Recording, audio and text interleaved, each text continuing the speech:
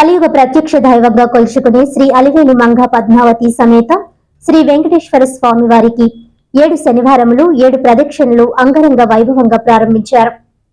పెదపొడి మండలం గొల్లల మామిడాడ సూర్యనారాయణపురంలో గల శ్రీ అలివేలు మంగ పద్మావతి సమేత శ్రీ వెంకటేశ్వర స్వామి వారి దివ్య దేవాలయంలో శనివారం 7 శనివారములు 7 ప్రదక్షిణలు ఆలయ వంశ పారంపర్య ధర్మకర్త నల్లిమిల్లి పద్మనాభ సత్యనారాయణ రెడ్డి సోదరుడు నల్లిమిల్లి మోహన రామ గంగాధర్ రెడ్డి అనంతలక్ష్మి దంపతులు ప్రారంభించారు. ఈ సందర్భంగా ఆలయ ప్రధాన అర్చకులు ఆరవెల్లి సుందర వీర రఘురామాచార్యులు మాట్లాడుతూ కలియుగ ప్రత్యక్ష దైవంగా కొలుచుకునే శ్రీ వెంకటేశ్వర స్వామి వారికి 7 శనివారములు 7 ప్రదక్షిణలు చేయడం వలన 7 జన్మల పాపములు తొలగి పుణ్య ఫలము ఏర్పడుతుందని తెలిపారు. అంతేకాకుండా వివాహం కాని వారికి వివాహం, సంతానం లేని వారికి సంతానం, ఆర్థిక బాధలతో బాధపడుతున్న వారికి ఆర్థిక బాధలు తొలగుతాయని, అనారోగ్యంతో బాధపడుతున్న వారికి సంపూర్ణ ఆరోగ్యాలు కలుగుతాయని వివరించారు.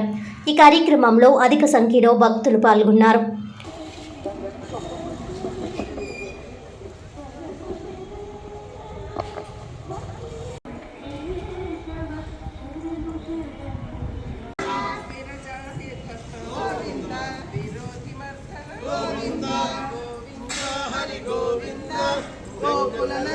గోవింద గోవింద హరి గోవింద వెంకటరమణ గోవింద గోవింద గోవింద ఏడుకొండవాడ వెంకటరమణ గోవింద గోవింద గోవింద ఏడుకొండవాడ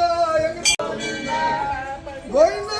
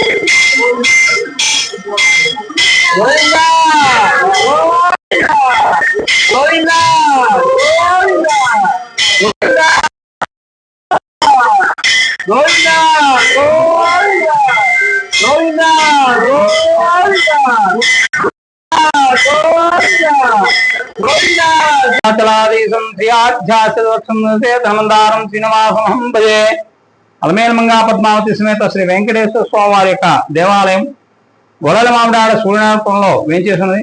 ఈ యొక్క స్వామివారు మనకి గుమ్మడికాయలో ప్రకటనయ్యారు. ఈ స్వామివారి యొక్క వైభవాన్ని భక్తులందరూ కూడా కీర్తించుకుంటూ ప్రతి సంవత్సరం కూడా జరిగేటువంటి ఉత్సవాల్లో పాల్గొంటూ వారి వారి కోరికలన్నీ కూడా నెరవేర్చుకుంటూ వస్తున్నారు. అయితే స్వామివారి యొక్క మహత్యాన్ని తెలుసుకున్నటువంటి భక్తులు ప్రతి శనివారం కూడా 7 సార్లు ప్రదక్షిణ స్వామివారి యొక్క ఆలయ ప్రాంగణంలోని స్వామివారి యొక్క గర్భాలయాన్ని నుండి యొక్క ప్రదక్షిణ అనేటువంటిది చేసి ఆ తర్వాత 8వ వారం నాడు స్వామివారి యొక్క అర్చనా కార్యక్రమంలోని పాల్గొని వారి కోరికలను నెరవేర్చుకుంటూ ఉన్నారు. అయితే స్వామివారికి విష్ణువుకి 4 ప్రదక్షిణలని చెప్పండి. శాస్త్రం ఎలా ఉన్నప్పటికీ కూడా 7 కొండల వారికి 7 ప్రదక్షిణలు అనేటువంటి ఒక కాన్సెప్ట్ అనేటువంటిది ప్రజల్లోంచే వచ్చింది.